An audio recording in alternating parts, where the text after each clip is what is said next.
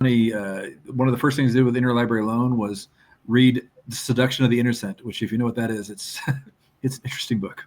All right, here we go. About to go live.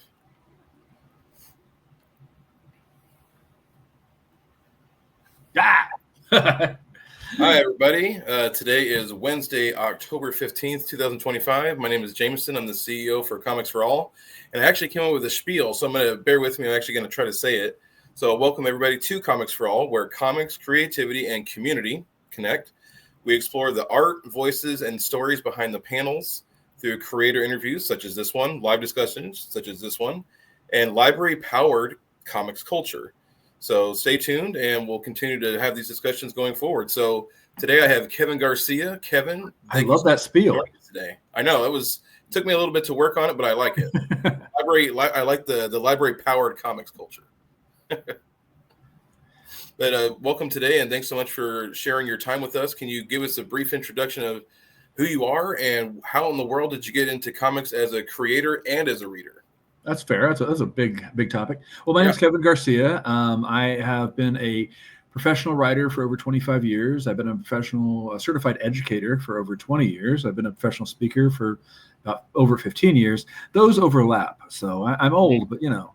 And I got into comics. It's a long, weird story, but I've been studying comics my whole adult life, and I first got into it when I was younger. I was the oldest cousin and brother, but I was the youngest of my friend group. And when we played Nintendo back in the 80s, they for some reason decided that we were going to go in order of age. So I was always last. And while they were playing, I would wait my turn reading whatever comics my friend had. And I had no idea what these things were. I was like, who's this guy with these metal tentacle arms popping out of his back? That's so weird. And why is this guy wearing a flag? It's so odd. And then there was this new weird thing called Ninja Turtles coming out. And I was like, I saw it at the store, #1 issue. And I was like, I'm going to be the first of my friends to get this and show them that I got it first. And I got it and I showed them and they didn't care. But I was hooked on comics. So, that's so there's that. As far as getting into comics, like I said, I've interviewed people as a reporter a lot. I would incorporate comics into my classroom, various classes I've taught. Especially when I would teach English language learners. Comic books were a very good way of like helping somebody who's new to English read as a teenager without feeling they're being talked down to, because most of the materials very much so. would be like, oh, you're a second grader. And it's like, yeah, I know the reading level's that way, but they don't want to be treated that way. And then as professionally in the comics, I worked for Marvel with the official handbook of the Marvel Universe from give or take 2009 to 2019. I say give or take because I did some stuff that I didn't get paid for. So it's like, we were there. Right. So I worked there for about 10 years. And then since then, aside from teaching, I freelance other places. I've worked for Chispa Comics, which was at the time part of Scout and is now part of AMP Comics. I got to work with the Master Public, which is a company that does a lot of wrestling IP, and I've worked with others as well. And I've also done some self-publishing. So a lot of stuff. It sounds fun though, because seems like you have a pretty rounded perspective on how everything kind of works, and you've been seeing the ins and outs, and that's really unique. So, kind of to launch things off, my first question is, what first inspired you to start telling stories through comics, and how has your upbringing in South Texas how has that created your? How is that? What did I put? How has that shaped your creative vision over time? That second part is a really big question. We'll get to it is. For the first part, I always wanted to be a writer or an artist. And I still have drawings I did when I was in high school, and I was a good artist. And then, this is going to sound really dumb, when I was like 18 or so, I was like, well, it's really hard to get a job as an artist, but I figured there's a lot of outlets for being a writer. So I'm just going to focus on the writing part. And I did, and I got a lot of jobs as a writer. But my art skills I've atrophied. And so I need to relearn how to draw. Everybody's like, why don't you just draw your own comics? I'm like, well, I could, but I'd be doing 1 page a year and it wouldn't be consistent anymore. Like my old drawings, I could see they were very consistent piece to piece. Now it's a lot harder. That second part of that question, that's a whole other situation. So I grew up in Brownsville, Texas, right on the southern tip of Texas, right? The farthest south you can go in the United States, not counting the Keys, pretty much. And Brownsville, it's funny. You can actually trace Brownsville's history from the early 20th century to the 70s, and Oh, wow. literally see white flight happening. Like if you go to the yearbooks, it's like there's fewer and fewer white people until you get to like the time when I was there was like almost none. And so Brownsville is like 95% Latino, and most of that Mexican, and a large percentage of that Catholic. And my dad is fairly dark-skinned Mexican, and my mother was a blonde, green-eyed woman of Scottish descent. So I come off looking. By the way, she hated being called Angla because she said that she's not Anglo at all. She'd rather be Gringa because she was Scottish and not a English. But anyway, but the issue came in that complicated here. So my dad, when he and his brothers were growing up in the 60s, if you spoke Spanish in school and you were a Latino in Texas, you get a ruler to the hand. You get punished for it. Mm-hmm. So his parents, my grandparents, even though their first language was English, it was Spanish, made a big effort to speak English at home, so the boys would speak English. And they did. And my dad and my uncles all speak really bad Spanish, like really bad. And then their kids, that generation that began with me and the cousins after me, none of them are bilingual. Like none of them are bilingual. But on my mom's side of the family, the white side of the family, congratulations, you're learning a new language. So I have bilingual cousins on the white side of my family. All right. So I say that to say this. Growing up in Brownsville, I was often treated like an outsider. I was seen as being too white looking. Mm-hmm. I was told very often that my accent sounded like I was from somewhere else. And my guess is on that, I just watched a lot of TV. So I just talked like the people on TV do. I don't know. Which I thought was weird because I just grew up mostly in Brownsville. And so I was often like too white to be Mexican. And then for 2 brief years, I lived in Kansas, which that state and I don't get along. But for 2 brief years, I lived in Kansas. And when I was in Kansas, one of my first days there, this white kid comes up to me and goes, "You're Mexican, ain't you?" And I was like, "What?" I know you meant that as an insult, but like no one's ever, I feel seen. Because in that little town, it's literally, there's a street down the middle called Division Street. It's half white and half black. And there is a Mexican community there that began as migrant workers back in the 70s. And the current generation basically looks like me. So from his perspective, that's a Mexican. Right. And so I was literally, too Mexican to be a white boy and too white to be a Mexican kid. So like it was part of my identity in a way that struggled a lot. And then when I moved to Austin, I weirdly became way more connected with my heritage than when I was in Brownsville, because I was always part of it. Like I said, I taught English language learners on the border. I taught there for 9 years. Like I said, I grew up there. My friends used to joke that I have the least Mexican family, because we do a lot of the stuff, but we don't do a lot of the stereotypes. Like there's no chisme in our family. We don't do it at all. But that also, like we don't fight ever because we don't talk about anything important. So there's that happens. But when I came to Austin, I started connecting with Latino creators and artists and writers, and it became much more of a people kind of connecting to this greater diaspora of like, whatever nationality your family was from, there is still that connection of being Latino or Hispanic or Latine or however you want to say it. And right. And it allowed me to, that stuff that had always been there that I wanted to do but never feel like I was allowed to do, suddenly became, well, I was already studying this stuff anyway. Let's turn it into creativity. Let's do things with it. Like when I was a reporter for many years in Brownsville, I covered a lot of folklore and local religion and stuff. Even though my Spanish is horrible, they sent me for a week in Mexico to go to a tiny town that isn't even on a map to cover a curandero festival. So like, that's always been something I was interested in, but I didn't feel like I had the permission to write about it, I guess, until I got here. And it was more of like, all right, this is who we are. This is who we are as people who are literally torn between cultures.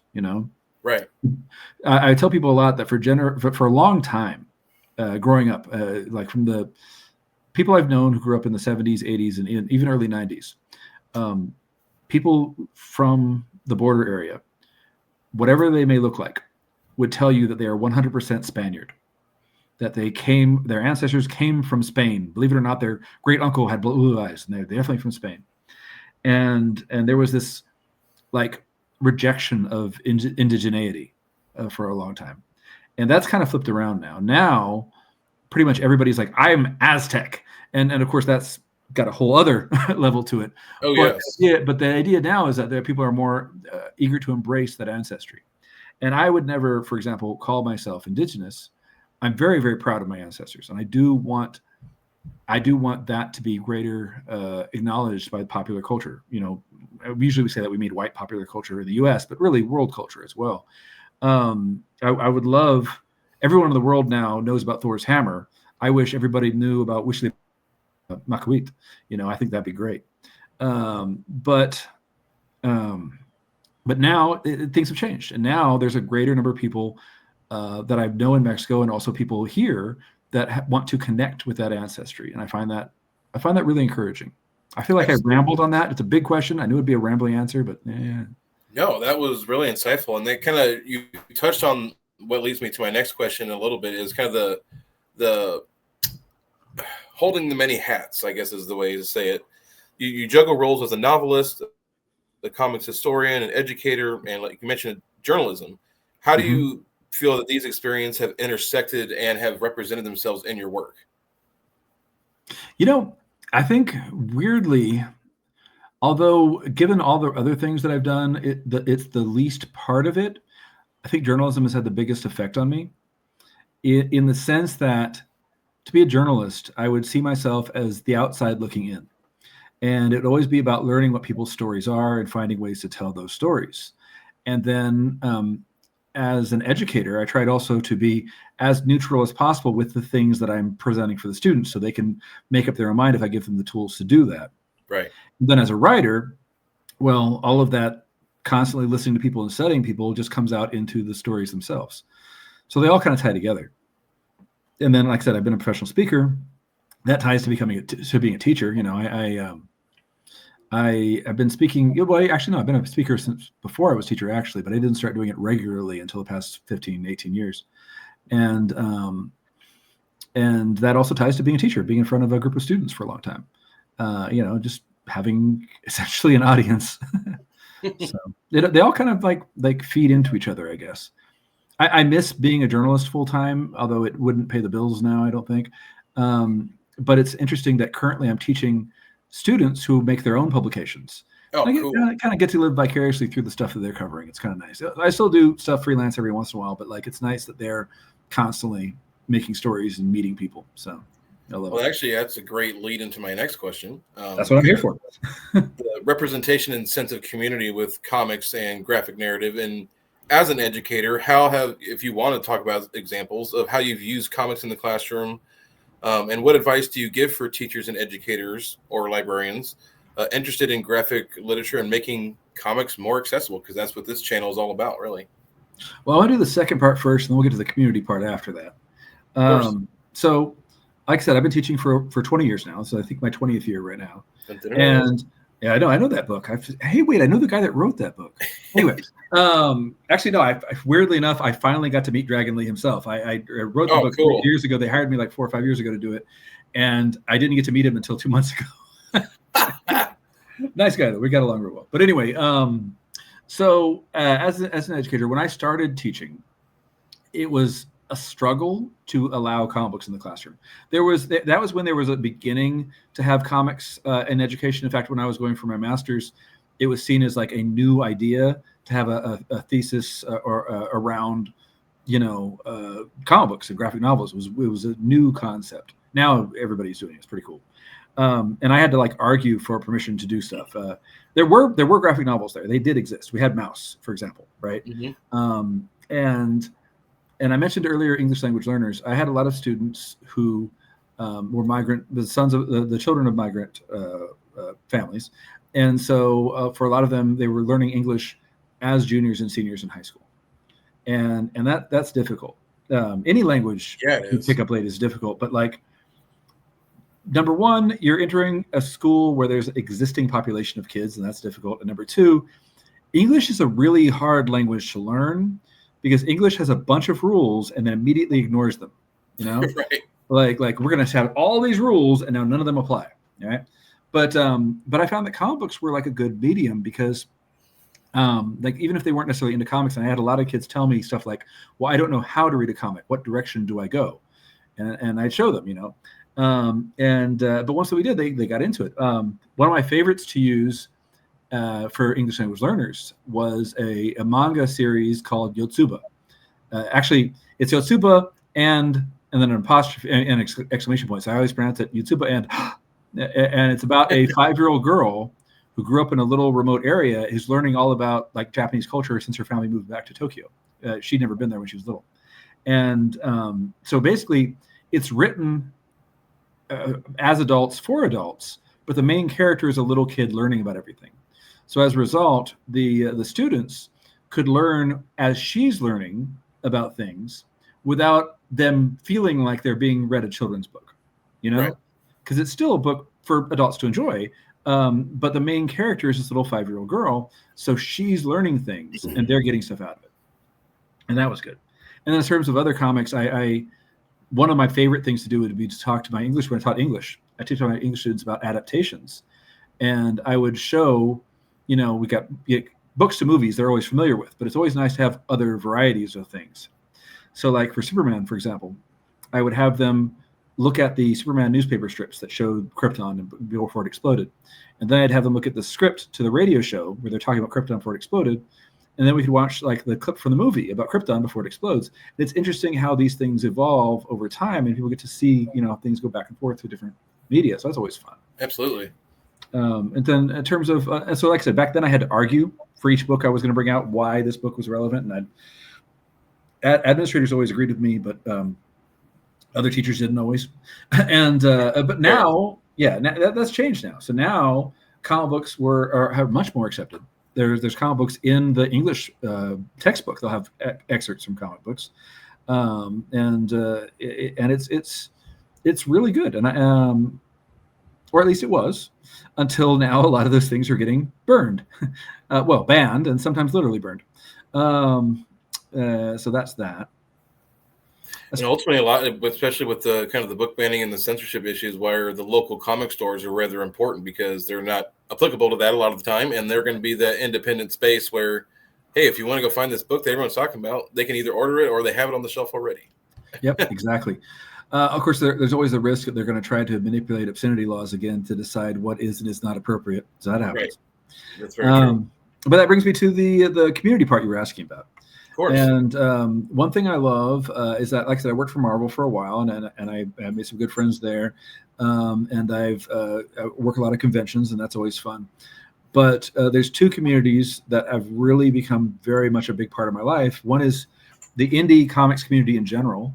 It's great. I'm really meeting a lot of people through this too. So exactly, mostly in Texas, but I've gone to other conventions elsewhere, and I get to make connections with people, and we'll table together and that kind of stuff. Then also with Latino creators specifically. One thing I really love is the idea of like people using the medium to talk about their own culture, their own heritage, or at least have main characters that the audience can say, "Hey, this character feels like me."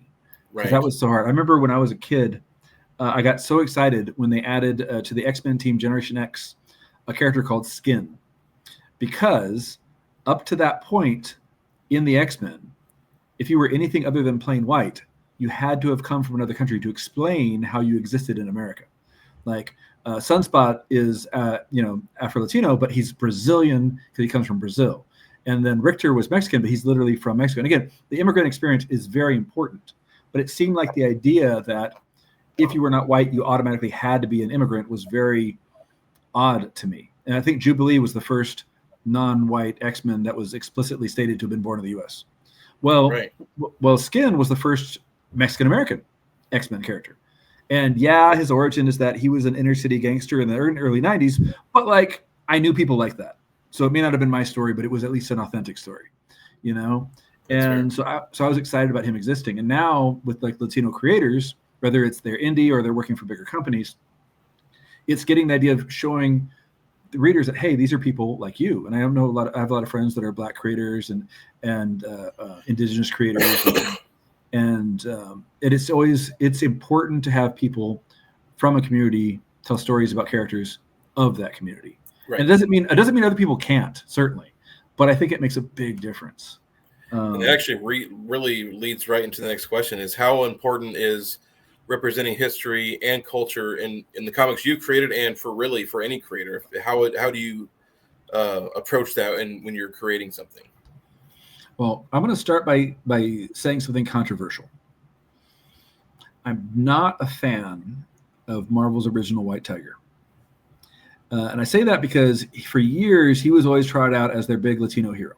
Right. And it's really controversial because he's a Puerto Rican hero who was created by a Puerto Rican artist, George Perez, right? Mm-hmm. But he wasn't written by anyone who grew up in Puerto Rican or Latino culture. And so, like, his origin was literally these other heroes threw away their powers in the trash. He picked them up and decided to become a hero with the thrown away. He literally picked it up from a garbage can to get his powers. And then throughout one of his early comics, this is from the Marvel's kid-friendly line that was aimed at 5-year-olds. He meets Spider-Man, and he goes, "You've enraged my Latin temper, Spider-Man." And I'm like, I'm going to just use that from now on. I think it's a great way to get angry. And then his character was constantly being shown as like possibly a criminal. And then eventually they would his identity got outed at a time when many Marvel characters had secret identities, and he just became a punching bag of villains. And then he gave up the powers, but then kept coming back to them. Literally, they stated like a drug addiction. So like they have the one Latino character, and for him, superpowers are a drug. They're not a drug for Spider-Man. They're not a drug for Daredevil, but they're a drug for the Latino character. And it really frustrated me. And then to make matters worse, they took him out of comics for like 20, 30 years, brought him back in the storyline involving Daredevil that they kind of recreated in the show. White Tiger is the only superhero that I know of who committed suicide by cop. And that's something. Now, that's before Latino creators were writing his stories. Because, yes, George Perez was drawing a lot of the early ones. But now there's been a big effort since to make sure, again, you don't have to be Latino to write about Latinos. You don't have to be Black to write about Black characters. But like, it's really important to have somebody from a community write about characters from that community because the readers can tell. Mm-hmm. One of my friends, Evan Narcisse, he's written for Black Panther a bunch. He wrote like the one of the most recent like retellings of the origin of Wakanda, Black Panther. Ooh. And when he was a kid, I remember before I met him, I read an article he wrote online. Probably in here. Yeah, actually, it might be. When he was a kid, he was reading Power Man and Iron Fist, which was originally written and drawn by white guys.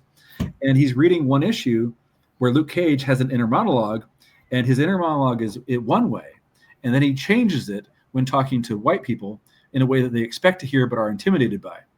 And he read that and he goes, "This was written by a Black man," and it was, but like he could tell that just from the writing when he was a kid. Yeah. And I think that by itself is significant, you know? So like a White Tiger I mentioned earlier, I didn't like his early depictions. Currently, White Tiger is his sister. And they just had a one-shot that came out during Hispanic Heritage Month. And it was beautiful. They did everything that I would have wanted them to do. They honor his legacy as White Tiger while acknowledging that the American public, and they're talking about the in-universe public, but I think also the readers, saw him one way when his family and his people knew him an entirely different way. And then by the end of that story, this little one-shot, they're giving the sister all the powers that were essentially denied to Hector, her brother, when he was a superhero. So they're basically empowering her both with his legacy and his memory, but also being able to grow to become what he should have been the first time. And that's, to me, why it's so important. And I know that was, like I said, I can ramble with these things. I'm sorry. No, but these are great topics. And I think because you're a librarian, I think it's good to get into these discussions because I feel like you have a perspective both as somebody reading books, but also somebody sharing books. You know what I mean? Well, especially too from the library side of things, we like to have events too because like my last job, we were going to have a 103-year-old Japanese internment camp survivor come speak. and tie in, obviously they called us Enemy and a couple different titles, and really enhance the experience. And he was actually offering to actually work on some kind of like original work too with the university, which would be really cool too. So there's all kinds of opportunities that can lead that way, and that kind of leads to my next question. And you've touched on it a little bit again with the answers so far. Is what has been some positive experiences you've experienced working with Latino comic creator community in the most recent years? Well, again, this I know I'm kind of talking about them as they're two separate communities, but they really aren't. It's just two parts of the same whole. Yeah. When I talk about the indie comic community as a whole, and also specifically like Latino creators within that. But in both cases, and again, as one case, because it really is one group, there's just so much support between each other, so much encouragement, so much like you can do that. I remember a few years back, well, during the pandemic, I did a book that took place before the founding of Tenochtitlan. It was set in the early days of the Mexica, before they were an empire. And when I was making it, somebody had come to me and said, well, so-and-so is also making an Aztec book. Aren't you worried about that? Like, it's competition. I'm like, no, the more people make these, the more audiences that aren't connected to this are going to become familiar with it. Yep. And the more welcoming they will be to this as a story. So I love the idea that it's not like a competition. Not like, oh, I'm worried somebody's going to have a similar idea. Like, no, you could give the same story idea to 3 different writers and artists teams, and it's going to be 3 entirely different books. And as librarians, we want that too. We don't want to be able to just refer one book on this, exactly, the topics that are encapsulated by this particular event or person. We would love to have a plethora of titles to be able to share with people on these topics. So that's huge. And so I just love that idea of that support within each other, that everybody's helping out. I've met artists that I've worked with through that. I've met writers that I want to promote. I've supported. I was just telling somebody yesterday, I support people on Kickstarter, but I often forget to give them all of the information they need to send me stuff, because a lot of times I just want the art to succeed. Right. And as somebody who sold stuff on Kickstarter, I know that they can save more money if they don't send me something. And I just want them. I want them to make more. So like I just love that groundswell of support. I love when I have friends that are like having like indie stuff here in the Austin area. They'll be like, hey, we got room for another table. You want to come by? It's always cool. I love that whenever somebody asks me like, hey, do you know who I could talk to about blank? I'm like, yes, I know exactly who you could talk to about blank, and I aim them this direction. The question that came to me just now is, have you seen an increase at all in like Latino centric conventions or events, especially in Texas? I'm sure you see those, or at least I would hope so. Well, yeah, there's a Latino Comic-Con that goes on in California. There's not 2 of them actually that happen in California, both in more or less Southern California, that kind of kicked that. I think they were the ones that kind of kicked the ball off, started the ball rolling, mixing my metaphors there. And now there's like in Texas alone, we have the Texas Latino Comic-Con in Dallas. We have the Mex-Americon in Austin. We have Crearte in Brownsville. And so it's like, it's fun having all of these things, like being able to promote it. And it's funny, I was having an event once. Some of my friends who are white were like, oh, we didn't want to go and pose on your space. And we're like, we want your money. Come buy stuff from us. But yeah, so there's been an increase like that. And again, I keep saying Latino, but I cannot emphasize enough that it is all around. And I keep telling people, whatever your sorry, I got a message. Whatever your background is, it doesn't matter. You're like, well, hell, I'm white. Fine. If you're white, I guarantee you your family came from somewhere. Whatever your background is, find that out. Emphasize that a bit. People would love to hear about, like, oh, I have a character who was empowered by his Irish ancestry or something. Do it. Go for it. Have fun with it, And the more people go and embrace, who they are and where they come from, the more I think audiences keep lapping it up, the more they want it. Of course. Yeah. And then kind of shifting gears to more personal creation and kind of challenges and insights of that nature. Can you just share a couple minutes here on what is your process like researching and writing for a particular project? Kind of where you start? Do you start with a concept? Do you start with an outline? Kind of how does it work for you? I usually start with a concept, and then I will do 10,000 times more research than I need. So, like, as a librarian, I fully support that. So. Yeah, I know, exactly. I figured you'd appreciate that too. Yeah. Yes. So, like, and again, so for Marvel, my job was to be a historian. I was with part of the team. I was explaining to somebody who isn't in comics. I was like, we were in charge of the lore essentially, and they're like, oh, I get that. You know, that's what we did. So that was all research. Mm-hmm. But when I would make my own books, so like Teoat, which is a book I was talking about earlier with Tenochtitlan, that one I read about a half dozen accounts written during the colonial era by conquistadors. Honestly, they were the ones writing the book, so you know they're going to be tainted through that lens. Right. And I'm also looking at whatever. I have several codices, reproductions of codices at my house, so incorporating that, and also modern anthropological and archaeological studies, and I'm all of this in to try to create this culture, because my thing on that book was, I was tired of, because I read a lot of, being a comic book historian, I read a lot of comics from out the 20th century.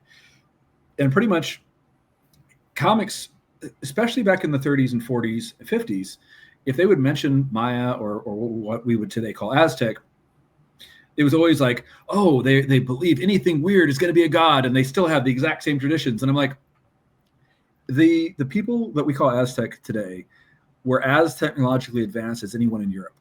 The only difference is they were advanced in different ways. They had better medicine, better farming, and and also better gold working, whereas the Europeans had guns, and boats. But other than that, like, they were the same. If they had continued to today, they would have developed the same, if not, whatever. And so I wanted to show a culture as thriving and vibrant as if you were looking at a Greek story or a Norse story, like what Jack Kirby would do. Mm-hmm. And so I did a ton of research for that. And then I did World War Comics, more recently. And this is a book where it started as an initial idea I wanted to do about superheroes of World War II, kind of re-examining it a bit. And it went through several iterations before I started putting it down, because I know a lot of people will start with, well, here's the character's powers and here's what they can do. And that's not important to me. I wanted to have a story. And so I figured, instead of having completely original characters, I wanted characters that were well recognizable. I got a slideshow here. I can put some of that up for a second. Sure. So let me skip ahead. Here's the you get it there. Okay. Here's Theoat that I was talking about earlier, and here's the World War Comics, where the idea was that, like, even if you don't know who these characters are, you don't have to have read anything about them, because we have guy wearing flag, we have guy in dark suit with no powers, we have very strong guy with weird colored skin that has no shirt on, running dude. You get the idea. You understand what these characters are. But I also thought, well, since it's a story about history, it'd be cool if they had history. So I started doing research, and I started finding all of these characters that existed in let me zoom back out again, that existed in the 30s and 40s. And I wanted to show, like, if you wanted to go back and read these characters' earlier stories, you could. There was an earlier story to look at, Absolutely. So I thought that was really fun to do. So as a result, even though this story was just about people in the present day remembering World War II, I did hundreds of years worth of backstory. That is completely unnecessary. But, like, the in theory, all of these characters have been active since the 40s. So I actually have what each of them would be doing in whatever year. And wow. like, is that relevant? Not at all. But I know it's there. So if I ever do something with this or that, I know where they were in 1975 or something. So there's that. It's kind of like that, almost like a premise for, like, the sheet entries into, like, a handbook for, like, a character encyclopedia. Which is what I was doing. Which is what I was doing at the handbooks. I was doing that. And so that happened. And I still have that. In fact, I've been now, as I've been, the second issue of World War Comics was intended to have come out early 2025, but life events got in the way, and I had to put everything on hold for a bit. I'm trying to get back into it now, but I have noticed that world events have changed, and I have to completely redo the second issue, because the second issue is supposed to be about a world. What if America was way more fascist than it is? And everything I wrote is not as evil as real life. So yeah, I was giving humans too much credit. So it's a good thing I had to delay that one. So that one's going to come out. But other projects I work on, I've been dipping into this public domain well, because I kind of like that idea of having a history there, that even if it's a brand new comic, brand new character, there's still technically a history behind it. You know what I mean? Right. There's a relatable chronology in some sense that people can attach to. Exactly.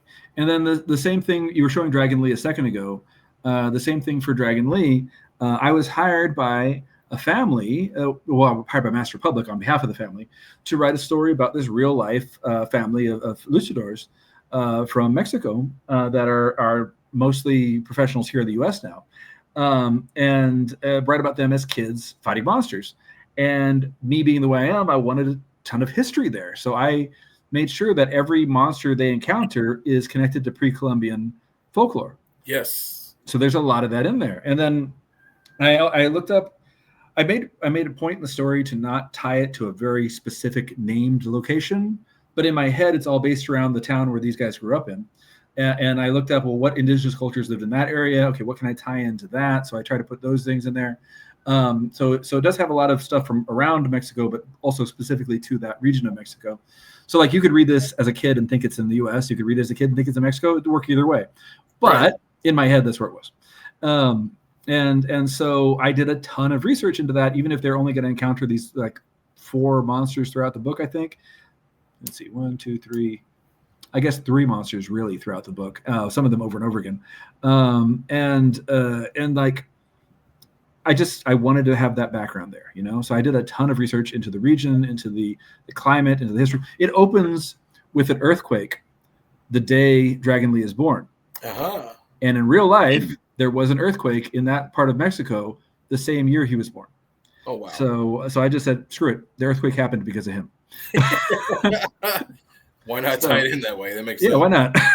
So my next question is kind of more on the advice side for any aspiring writers of any age and artists to break into the comics world in 2025 and 2026. Kind of what are the ins and outs that you could share in a couple minutes? Well, the biggest thing is a lot of people come to me and say, how can I work at Marvel?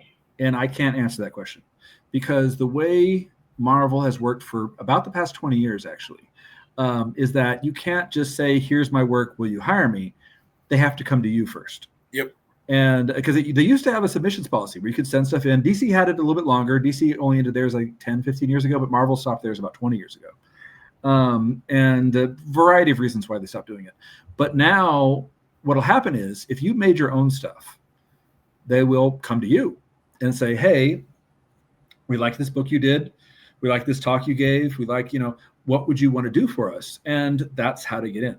So really, it's not a question of how to get into Marvel or DC. It's a question of what can you make for you? Yep. What can you make that you want to make? And then on that note, for artists, don't focus solely on one thing, because so many artists will do just the character art, or they can do really covers. Just poses basically. But a lot of times they'll leave out the backgrounds, And then other artists who will do really great with technology, but then have trouble with like biological things. And that's fine. You don't have to be perfect at everything, but you have to try to push yourself at everything, because you never know what could come up. There's a joke that goes around the comic book industry every so often. It's basically this writer and artist giving a talk. And the writer's like, I love working in comics because it's like making a movie with an unlimited budget. If I want to have 100,000 spaceships there, I can do that. And the writer's like, I'm going to kill you. The artist writer's like, I'm going to kill you. Because like the artist has to draw all that. Yeah. But the thing is, like, if you can expand your repertoire, so you're not just doing like a specific thing. Like I have a lot of friends that I call it collecting artists. I love collecting friends who are artists because I love what they do. And whenever I see somebody new, I kind of point them towards these guys and be like, look what they're making. And it's not just one thing. They're doing a bunch of stuff with it. Now, writers, I'm going to go a different direction. With writers, especially with comic books or manga, the temptation is either, I want to do a story exactly like the one that was my favorite as a kid, which is okay. I mean, heck, World's War Comics literally just archetypal characters there. But B, I thought of this cool superpower, so that's the story. And I think cool superpower is important. Like, you want to have something unique to your character. Don't get me wrong. But the thing that's going to make people notice your writing is the characters. Like, what are they doing? Like people would ask me, like, I have a Flash looking character and a Superman looking character. People are like, who would win in a fight, him or Flash? And I'm like, it doesn't matter because who would win in a fight depends on the story. What matters here is that 80 years later, they're still affected by a war that they went into when they were young. Yes. And that's what's important to the story for them. For Theoat, it was important for me to do that like a sword and sorcery book, like Conan the Barbarian, where it's like this unbelievably like powerful masculine guy, and then there's this like horrible evil villain. It was like over the top that direction, And it's and then with Dragon Lee, it's more of like, well, it's kind of funny. I went not seeing the art first. I kept asking to see the art. The art wasn't ready yet. I went into it as realistically as possible and was like, well, how would you explain this like 10 to 13-year-old kids being allowed to go fight monsters? So I had to like really find excuses. And then I saw the art and I was like, well, I could have just jumped in and called it a Saturday morning cartoon. But I do like the combination of the art and the writing, because to me it feels kind of like the whole Adventure Time thing where it looks cartoony, but it has this deeper story. Yes. But anyway, the point I'm making though is have those cool powers, have those cool origins, have those cool costumes, but what are the personal connections? Who are their friends? Who are their enemies? What happens if a random stranger bumps into them on the street? What's going to happen in that conversation? That's where the real story takes place. So like, I don't think I have a picture of it, but one of the characters in my World's War Comics book, and put it up real quick, is the original character is called the Magician from Mars. And I took this kind of silly name and made it sillier by calling her the Mars-gician. But what's interesting about her is that she's the first ever, as far as I can tell, and I have to put qualifications on this, solo, powered, costumed female hero in comic books. I have to put all those qualifications because everybody's going to be like, well, this one. Okay, well, she predates Wonder Woman by a couple years. Let's go with that. All right. But because there were other female characters with powers, but they were sidekicks and, stuff. But she was the first in comics to be running her own story, right? And her powers are just whatever she needs them to be, like literally anything, right? Because that was the way it was in the 40s. Mm-hmm. But what's interesting to me about her is her story. So she comes from Mars to Earth, as you do. And she's like walking around New York, just checking out what humans are doing. And this guy comes up behind her with a gun. And he's shaking. And the narration puts that like he'd never done this before, but he didn't know what else he could do with his life. And she looks at him and she's got this gun at her asking for money. And she's like, this guy probably thinks he has no other choice. Right. So she waves her hand and his gun becomes a stack of money. And he starts crying. And he's like, you've changed my life. I now have an opportunity to do things that I could not do before. And he leaves. I'm like, that's a different kind of hero. In another story, there's a guy trying to kill himself, and she saves him and says, what's wrong? And he explains that there's this millionaire real estate developer in New York who's ruining people's lives by not paying them what they've been hired to do. And then when they complain, they ruins their reputation publicly. Good thing we don't have people like that in real life. Yeah. And so her response is to go find that real estate developer, and she punches him into the stratosphere. And I'm like, I like her. and so it's not her powers. And the costume I have her in is a combination of three different costumes, because her costumes were never really consistent. So I combined three different of her costumes together into that one suit. So it wasn't really her costume. It wasn't really her powers. It was her personality that drew me in. That she, despite not being human technically, believes in humanity, the best of it, and that should be possible. And so it's the character that got me interested, not the story, not the powers. And I think that's a pitfall a lot of new writers fall into, where they want to, and again, it's not a bad thing. You can have totally cool powers. Do focus on that, but just think, what would they be doing, like for dinner? Like they're not fighting crime every second of the day. What are they doing when they go home in the morning? I guess if they fought crime at night, what are they doing afterwards? Does their costume ever come off? Are they going to always be in costume? That's part of that story. What does that mean? Man, that was a really good answer. This is kind of a question on upcoming stuff. So in the next 6 to 12 months, are there any upcoming projects or collaborations you're kind of excited about that you'd like to share? Nothing in stone yet, which I like, which I prefer not to jinx myself. I do want to get into the next stage of World War Comics. The artist on the original book, Ray Garza, he told me going in he would only be able to do one issue. He'd never worked with another writer before. He'd always written and drawn his own books, but he wanted to experience it one time, so he did the one issue. I have another artist who I've already talked to that I really would love to do the next part of the story. And like I said, I'm reworking that script, so it's kind of good that it got put on delay so I can really kind of evaluate things there. And so I've got that coming up. I've got some more wrestling books I've been talking about that I'm definitely interested in. Excellent. And I have a story that I've been developing for a while now that I'm not going to lie, I originally thought of it as being set in the Marvel Universe, but the more and more I got involved with it, I was like, they would never let me do all this. So I've just been redesigning it, redeveloping it to be something else. Like it doesn't look like a Marvel character anyway, so it's fine. But like I'm just taking all of the Marvel elements out and saying this works. So I'm kind of running with that. And it all started with the idea that somebody with crazy, freaky, scary powers is just a chill dude and just wants to hang out and play video games every day. And I'm like, yes, that's my main character. So I love it. So this kind of brings us to our last section of it and more kind of quick fire and kind of personal questions. Do you have a favorite comic book that you have read in 2025, single issue or trade or anything like that? Yes. And Marvel just canceled it. So there are a lot of good books this year that I really like. And I admit when it comes to mainstream comics, I mostly read Marvel. I've been reading more DC lately than before. I really love the Absolute Martian Manhunter.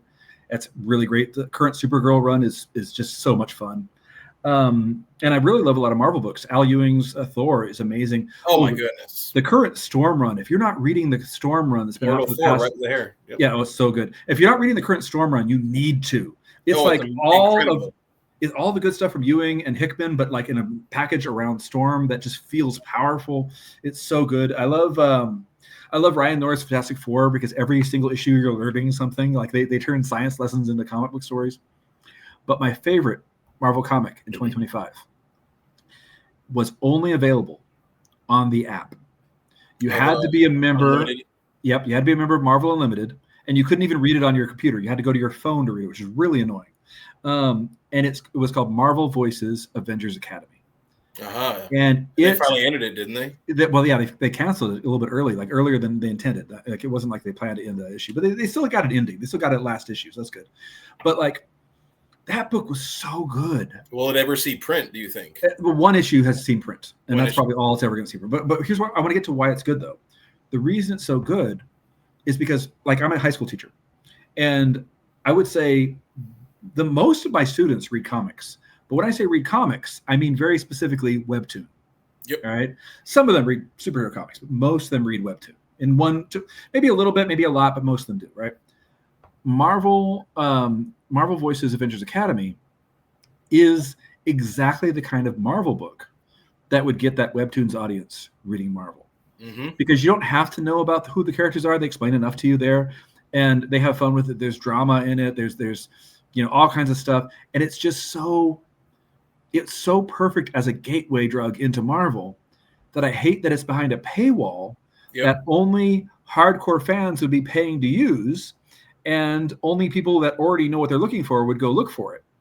So, like, I wish Marvel Unlimited had a library access point. Which is the next thing I'm getting to. Marvel just signed a deal with Webtoon, and the first thing I thought was, yes, they're going to put Marvel Avengers on there. Avengers Academy on there, and people are going to be able to read it. No. Instead, they've been chopping up published physical issues of Marvel from the past 2 years and reprinting them as new Webtoons. And I really like they first put up the Spider-Man run, which has been like heavily derided from the past couple of years, that one of the people did not like. And that's the first thing they put on Webtoon, like the thing people actively didn't like. You're giving to new audiences. Yeah. And I'm not a big Spider-Man fan, admittedly, and I do enjoy. So I'm reading currently, but every time there's a new run, I will buy a couple issues to see if I like it. And that run, I got bored in issue 4, and I just stopped. And then I found it got worse and worse and worse as time went by. Then Paul showed up, but Paul was already there. I guess, but, yeah, he's gone now. Yeah, I know. But I have thoughts on Paul for other reasons related to the Latino stuff, actually. But the thing is that that's what they chose to put up there. When I'm like, you already have this book right here that's ready to go and get audiences involved, and it's made for a phone app. Put it on Webtoon. Even if you canceled it, you're just going to put the older issues up. Fine, put it on Webtoon. It will have an audience. The biggest American comic on Webtoon right now is Batman Wayne Family Adventures. Yes. And everyone I know who reads it, because I know a lot of young people who read it, they're like, wow, this is the dynamic I want to read about in a Batman comic. And they go to the Batman comics, and it's nothing like that. Nope. Because in the Wayne Family Adventures, it's still basically Batman, except that it's focusing around him as a dad. And, it's just really... That's a totally different tone. Yeah, I read that. I want that from Batman comics, too. I admit that, again, I'm not a big DC reader, so I may not be one to speak on that. But, So that's a big answer to a small question. I know you said rapid fire. Sorry. Well, that's okay. I wanted to talk. But that really actually brings us to the end of today's conversation. So thank you, Kevin, again for joining us today. Thank you so much for sharing some of your time out of your day. Yeah, I do want to let people know where to find me. Yeah, I was going to say that was my ending question is where can people find your socials and your website? Yeah. So, by the way, Dragon Lee is available for order from Amazon or BarnesandNoble.com. Exactly. And then World's War Comics is available through Global Comics with an X, Global Comics, digitally, and through IndiePlanet.com. You can order a physical copy there. So there's that. I am found most often at the social that I put on the screen here, which is Kevin Garcia _com. I'm that on TikTok. I'm technically that on YouTube, although I really need to start pushing my YouTube stuff. And I'm that on Instagram, and my TikToks and Instagram videos are mostly just weird bits of comic book history. So if you got a question for me on comic book history, post it in the comments and I'll try to get to that eventually. I have a list. I get to it eventually. All right. Well, again, thank you so much for being here today. I really appreciate it. I learned quite a bit from today's conversation, and I will try my closing thing about it today. So thanks for tuning in to Comics for All, the channel where we celebrate comics creators and the readers who bring the stories to life. So thanks again for joining Comics for All, and I hope you have a great rest of your day wherever you are. And can I say, wait, one more thing? Sure. Thank you for being a comic book librarian. Yes. Thank you for supporting creators and readers. Absolutely. That's what I'm here for. It's my passion in life, and I really enjoy sharing this with everybody. So again, everybody today, thanks for coming for Comics for All on October 15th, 2025.